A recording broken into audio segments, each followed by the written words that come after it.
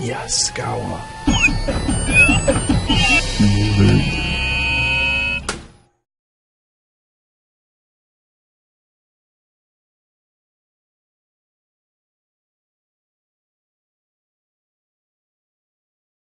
So here in the room, myself, Scott Carlberg, I'm product marketing manager for the motion products here at Yaskawa, and we've got two of our product engineers, Brandon Williams and Paul Zajac, and we're all gonna help out with the webinar here to go over this new sizing software that we are releasing today called SigmaSelect.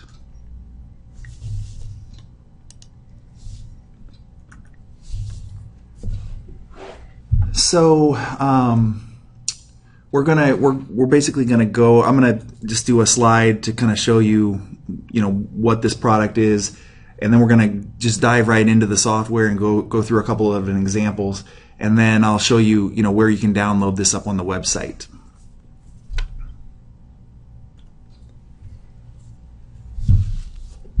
So we've had a couple different sizing softwares, over the last 5 to 10 years that you guys are probably familiar with, depending on how long you've been associated with Yaskawa. A long time ago, we had a software that was developed here in the U.S. called SigmaSize, and then we moved over to a software which we're still supporting now is called SigmaSelect. And what we've tried to do with this new implementation is kind of pull the best things from those two software packages, and then also look at a lot of the other sizing softwares that are out in the market that do some really good things. Tried to pull all the good things associated with those and create a new sizing software kind of from a blank sheet of paper. And so this was fully developed here in the United States, right here in our headquarters facility in Waukegan, Illinois, which is a good thing. And we actually plan on continuing with the development to try and implement more enhancements, just continue to make the software better and better. So stay tuned for that. It's compatible with all the latest Windows platforms, operating systems. Probably something that we'll look at doing in the future is integrating this onto the Apple platform, so you could do sizing on the iPad and that kind of thing. But right now it's Windows. I've got a screenshot of the software here, and again we'll get into this into the software in detail here in a couple minutes. But we did try and design this so it is as intuitive as possible. You're basically going to open this and kind of move in a tab format from left to right. And just enter your data and then see your results. We do have a really cool functionality in here that we'll get into, but it allows you to take a cam table from your MotionWorks IEC program and just dump it right into the sizing tool, and you can basically you can size right off of that cam table for your exact application. So that's a really great function that we'll show you, and then at the end of this, it'll print out a report of your entire sizing, and it'll give you a nice graphic of the speed torque curve and where your RMS torque is for your application and your peak torque for the application. Shows you regen requirements. Basically everything you'll need is in this nice succinct report that you can send right out to your customers. And then we've also integrated the online pricing tool into this software. So integrated, one of the tabs is it goes right to the online pricing tool. So as soon as you're finished with your sizing, it will take a small bill of materials, basically your motor, your amplifier, and your cables, all those part numbers, and it'll dump those right into the online pricing tool, and then it'll give you pricing, right out of the sizing software here, and then you can use that just as you do the online pricing tool, where you can generate a quote from that tool and kind of move on from there. And then we've also created a pretty extensive help file But again, the tool itself is very intuitive, and I think you'll find it pretty easy to use and navigate through. But if there's some terminology in here that doesn't make sense, or you just have some questions on, there is a really nice help tool where you can go in and find that sort of information. But with that's the end of my presentation. So we're going to dive right into the tool. Yeah, so Brandon's going to start off with the first example here within SigmaSelect. And again, if you have questions, just type them into the questions section of the GoToWebinar, and we'll address those at the end. Okay, we start out, and when you open up the program, it brings you to the User Information tab. This is the tab that essentially helps you know who's the guy that sized it, who it's being sized for. It has all the product information on it. Right now it just has my information in here because, well, we're not actually doing this for a customer. But one thing to note, as Scott said, there is a very extensive help file that's right built into the tool. You just go up here and you either hit help or help files or hit F1. And this should answer most questions that you have about the software before you even need to call in. And you can just go in here, and if you have any questions about one of these tabs, this hopefully will answer it for you. So we'll go into the first tab here for the actual sizing, and you start at the top and you need to select a mechanism. So we have 8 different mechanism types that you can select from. There's ball screw, there's a belt, there's a chain and sprocket, rack and pinion, there's a roll feeder, linear motors, a rotation table, and a crank. The example that I will be going through is a belt, and so I can either click on this or I can go to this drop down and select it from up here. And then you just go into here and start entering in your information. And so I have the load that's being moved is a 24 kilogram object, and there's a coefficient of friction of 0.2, and as you see, I can just go through here and start on the upper left and move my way to the lower right, entering in all of this information.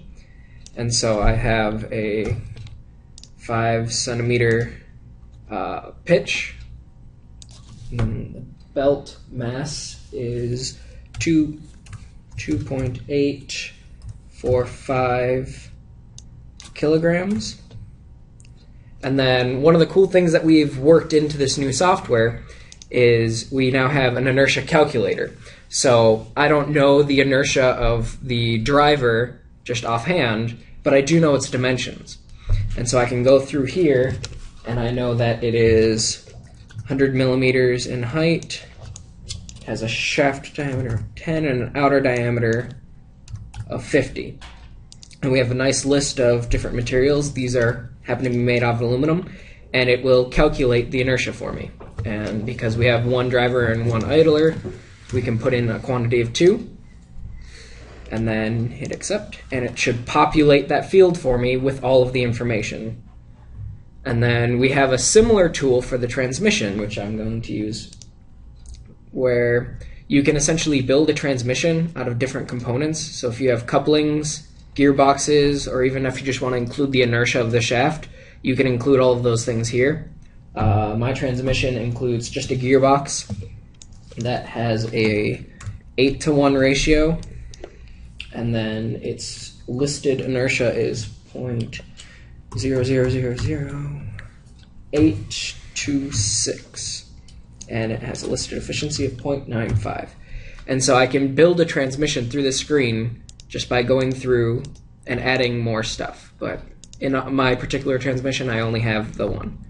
So I hit accept, it populates all of these fields for me, and I can now move on with having all of this information. Oh, missed something. It has an efficiency of 0.9, the ball screw does. And if you ever have a question about what typical efficiencies are, we do have a list of typical efficiencies for different mechanisms. If you just click on the eye right here. So then the next step would be moving into the profile editor. This example is actually a cammed example, and so what you can do is you can actually import the profile, and it'll open up. You can either import it directly from a CSV, or you can connect to our CAM editor, which will be coming out with the MotionWorks IEC 3 But for this example, I can just go in here. I already have a cam set up, and you just hit use selected CSV, and it imports that cam information. And so this is just a constant velocity profile, so for a rotary knife, and so it just ramps up, matches the velocity, and ramps back down. And so now I have that. Oh, this should be, and then you can change all of your units right down here. And so it was that easy to get this cam profile right into here. So and Brandon, that cam table is just position and time. That cam table is position and time. And if you do have questions about how to format something like that, if you went into the help and then it's profile editor, importing a motion profile, you can have examples in here, and it explains the rules about what the motion profile must be. And so yeah, it contains 2 columns. First column is time, second column is position. So again, if you have any questions, a lot of times the help file will be able to answer that for you. So moving on to the motor results. Here we tried to do a combination between telling you as much information as we could and using a lot of graphics to help explain what the motors are doing. And this particular one needs both a brake and an oil seal. And that's important because that does affect the sizing of your motor. And so what we can see here is it gives you such things as the rated torque versus the required torque, and then it gives you a factor of safety between the two. And then it keeps going in that same format. And so the color scheme that we used is green is always good. We like green. If there's any yellow, such as you see here, it doesn't match, but it's not necessarily a major issue because this is the inertia ratio. And you can have a larger inertia mismatch, but you're going to have less control over the motor. And then red is the motor just flat out won't work. And that's if there's something like if your torque just doesn't have enough peak torque. And then you'll see some red. This page is also made to essentially help you filter and decide on what motor you want. And so you can select different series of motors. Like I know someone was asking about whether or not Sigma Junma was included in here. It is. You just check this and it adds the Junmas. It does not appear like there were any Junmas that fit this application. I wasn't sizing it for them. But yeah, you just click on that and it should put the Junmas in there. And you can also filter by what kind of torques you want. And so you can limit the number of motors that are in here by putting like say I only want a 20 or even a 10. You can limit the number of motors that show up. And if inertia ratio is also really important, there's also a filter for those. And so you can also filter by the model and then the motor voltage if you would like. And so this, we're not going to need anything nearly as complicated as sorting through all these because we have a motor right here. And one thing to also note is that there is a cost factor relating to all of these motors. This is a item that we added in here to try and help you decide whether or not going for a larger motor was a cost-effective solution. So here, this first motor has a high inertia mismatch, which is not necessarily good, but the motor that's one higher is only, or has a good inertia mismatch and is only 7% more expensive. And so you can tell that this motor would be the cheapest. It has a cost factor of 1. This motor would be the second cheapest. It has a cost factor of 1.07. So it's a 7% more expensive. And that's completely reasonable, and so we'll go with that motor. And then we can go into the motor details. And it gives us right away, the first thing that you see is this torque curve, because torque curves are very important in figuring out which motor you should pick. And we see that our RMS torque and everything is within the continuous range, and we go a little into the intermittent with the peak torque, but that's perfectly fine. One thing that you'll note is that there is a dotted line here for the derating. There is a derating included in motors if it has an oil seal, which we did select, and so you can see both what the motor's regular torque would be as well as seeing what the derated torque is. Another helpful thing that we included was a torque breakdown, and so I can look at the torque at any point during the move just by clicking on this, and it will tell me how much of the torque is being generated from the load versus, the ball screw, the motor itself, the transmission, friction, gravity, anything like that. And so if you seem to be getting an answer that doesn't sound right, you can always go into here and see what number might be throwing that off. And so we found that this is a very helpful way to see how you can both optimize and correct potentially wrong problems. And so also on this page, we included a selected motor details. And so if I selected more than one motor on this page, I can go into here and I can have the multiple motors in here so I can see how they compare. And then all of their information will be populated here, so you can then again see all the information that you would need to know about your motor. The rated current, rated torque, rated speed, even the IP rating of the motor is all going to be included up here. And then the last thing on this page is the options that are available. And so I have already selected to have it with oil seal and with brake, but if I wanted a Mechatrolink 3 drive, I can then select that over here. On the next page, I have a regeneration tab, which this motor does not require regen, but this breaks it down into where that regen energy is going. And so this one, all of the regen energy is going into either motor loss or bus. And if you have questions about where these numbers are coming from, we've included all of the equations that were used to calculate that number, so that you can kind of see where these numbers are coming from, maybe see whether or not it's feasible for your application, and work with that. And the last part that we have in here is this part selection. And so this tab allows you to go through and, like what Carl Berg was talking about, select what kind of cables that you want, that kind of thing, and it'll populate a parts list over here for you. And this includes all the information about the options of the motor, the options of the drive, and the options of the cables that you've selected up until this point. They're all populated here so that when you go into the online pricing tool, you can either, most of the time, I've already gone to this tab so it didn't populate, but most of the time it'll just populate that and you can validate. That's why it didn't. I need to relog in.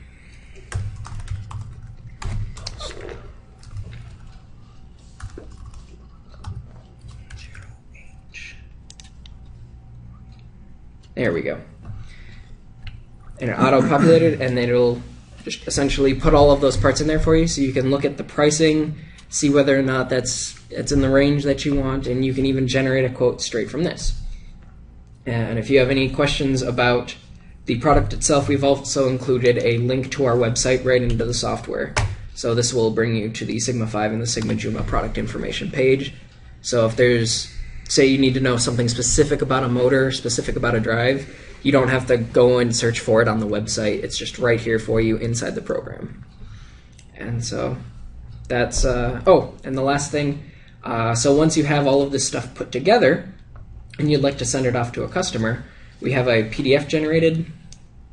And so I'll call it belt example, save for it. You can generate a PDF that includes all of the information that we just entered in, such as the motor information, how the application matches with that motor, whether or not you need a resistor, the mechanical information that gave you that, and the move profile, as well as the torque speed curve, that you can then print this PDF and send this to whoever you did the sizing for.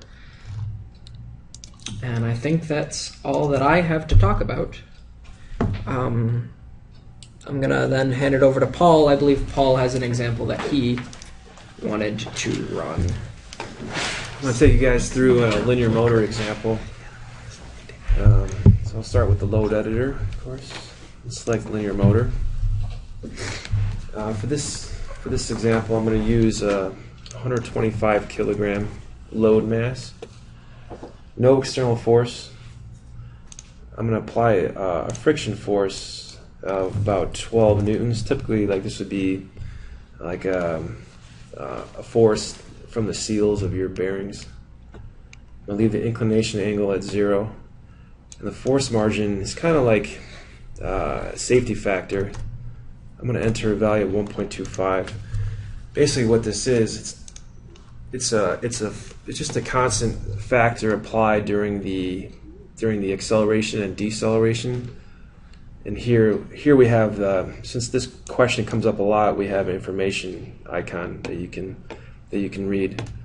And so it states that it's just a constant applied to the accel and decel forces.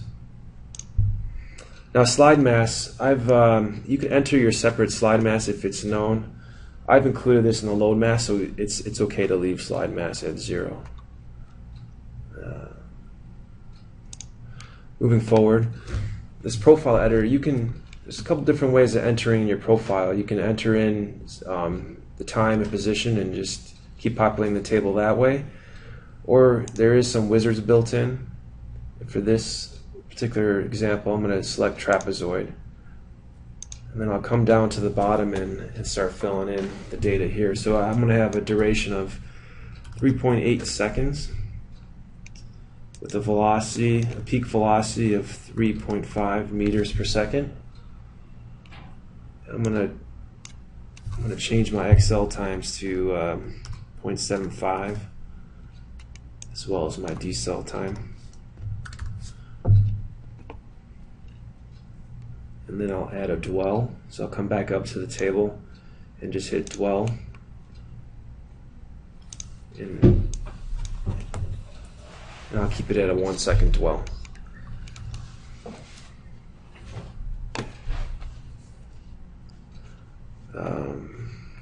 Just want to point out that this does show, you have a choice of showing what you want to see on the graph. So I can select position, velocity. Also here is estimated torque, but for this it's obviously force. But this will kind of give you an idea of what kind of forces are required for this example, this application. All right, moving on to the motor results. I'm going to filter through and just select. I want to just select the SGL FW type, and also the 200 volt AC. As Brandon was saying, I can sort this by cost factor just by clicking on cost factor, and I can see that this FW1ZA200B is the one that it recommends in terms of cost. So I'll select that and hit the motor details, and take a look. Take a look at the speed force curve. I can see that this peak value is maybe a little marginal. So if I go back, I can select actually both these.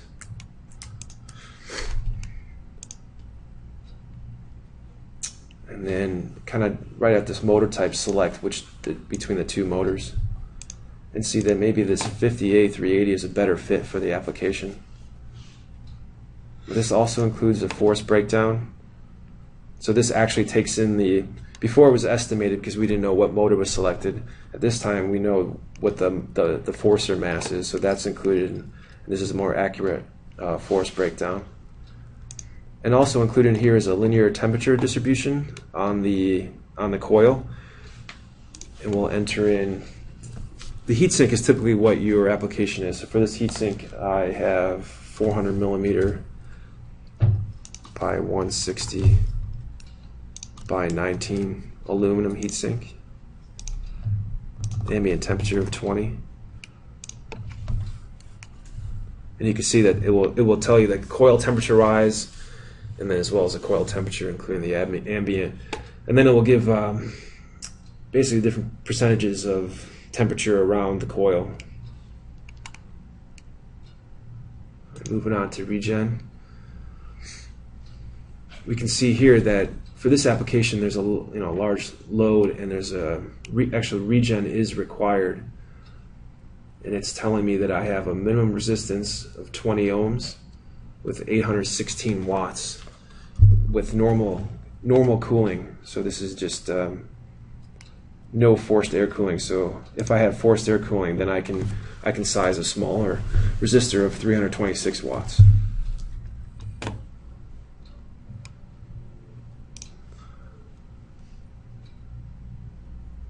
Moving on to the part selection, same features here. I can select what length of cables here.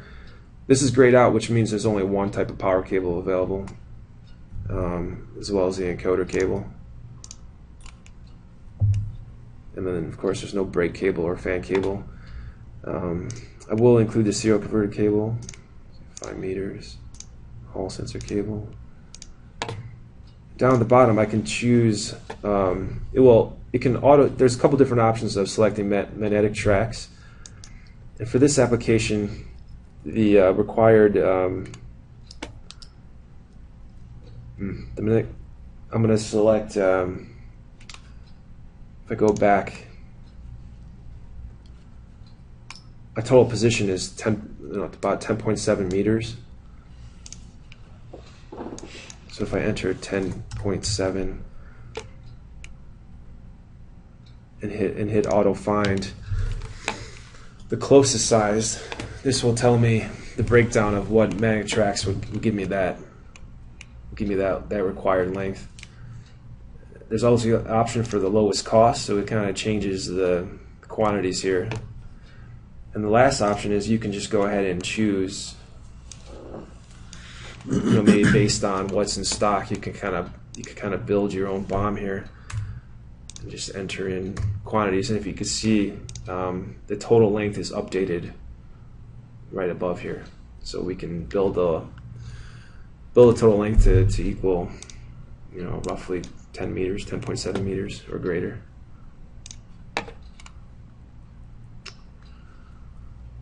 I think I pretty much hit it all for this linear motor example, and maybe now we'll start answering your questions that have been posted on the site. Yeah, give us just a second here to look at the questions, then we'll start taking them one by one here. There was a question about the cost in the motor selection tab, the cost basis. So those costs are just based on motor only, not the entire system, just the motor only. Can the customer use the software?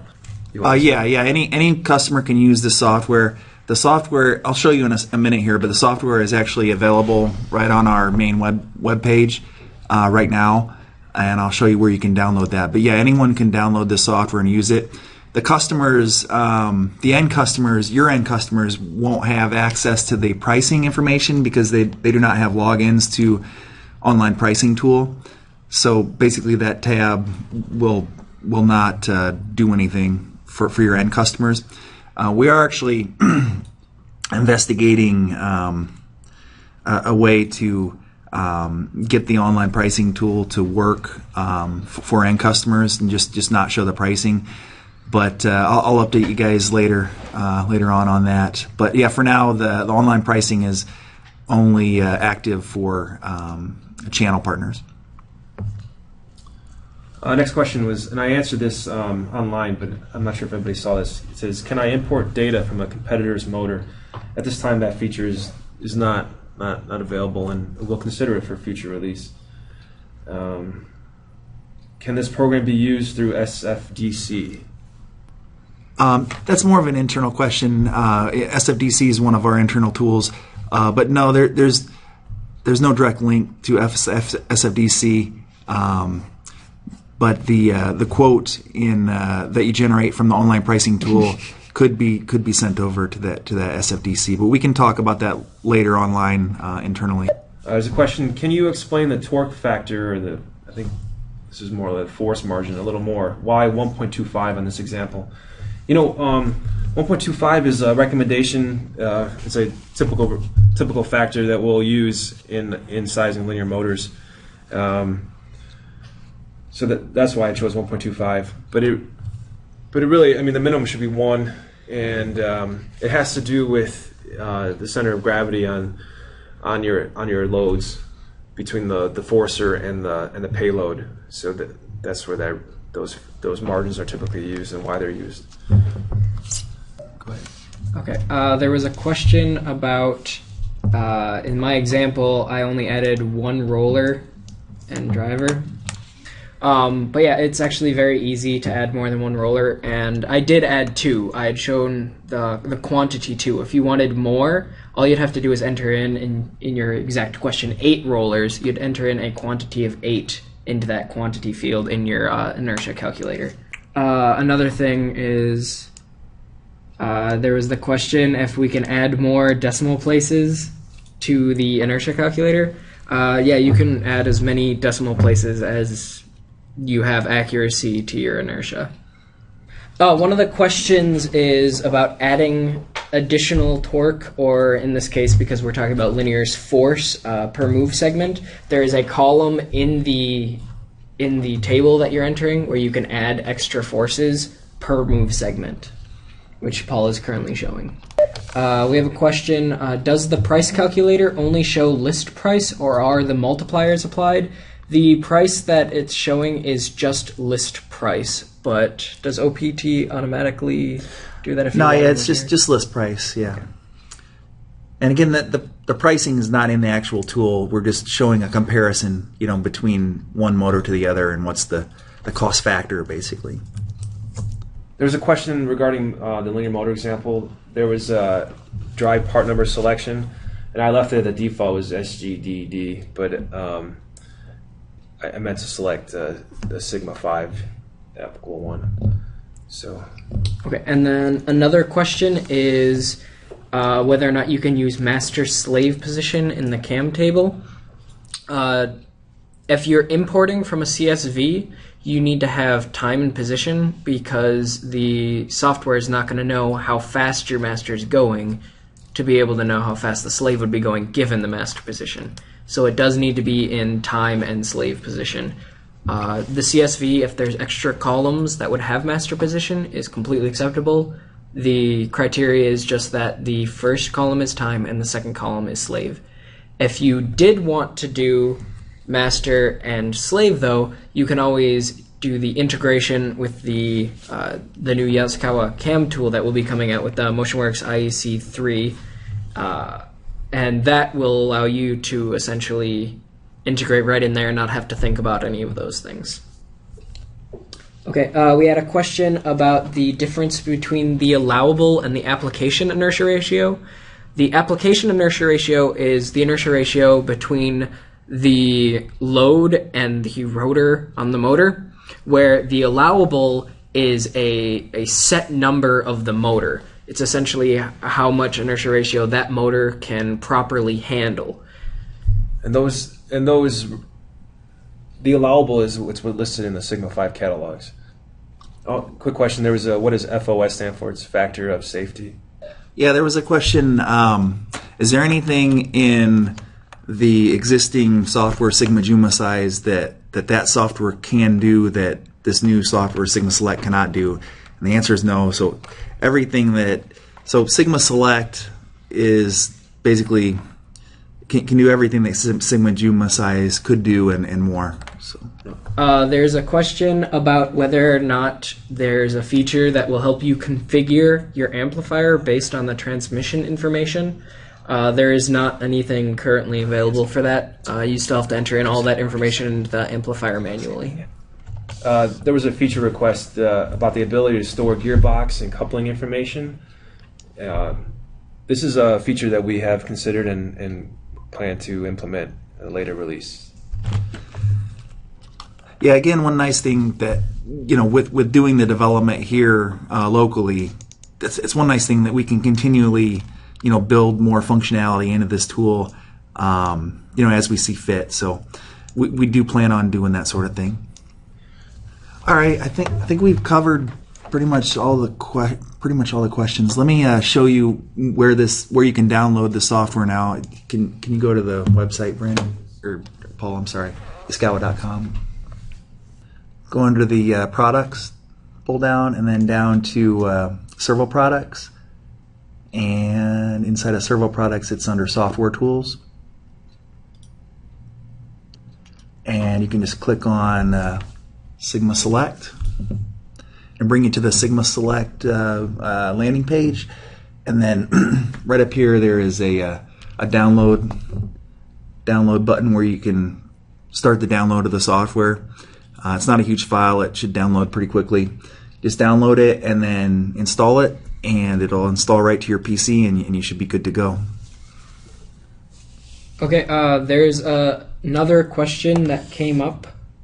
Can you enter a total move length, XL, decel time, and move time, and let the software calculate the XL, decel, and plateau speed for a given distance? Yes, you can. In the software, Paul, can you open up the profile editor tab quickly? There are these little lock boxes by each field, and you can lock which fields you want to be essentially set, and the ones that are unlocked will be calculated based on those values. And so what Paul did is he gave a duration and then the accel, but and then there he gave a distance and it calculated the velocity. So that's an exact example of what you just wanted to know if it could do. And so it calculated the required velocity to reach that distance at that time with that accel. All right. Well, I think we've cleared off most of the questions that you guys have had during this webinar. I appreciate all the participation. If you do, as you're kind of digesting this, or after you've downloaded the software and you start playing around with it, if you do have other questions, you can feel free to email any one of the three of us here. I believe all of our emails were on the invite to this meeting, or give us a call, whatever you like. But yeah, and also our tech support group here will always be standing by on the phone or over email to help support you with any kind of motor sizings that you run across, or if you need help with the software. So thank you very much, and that'll conclude this webinar.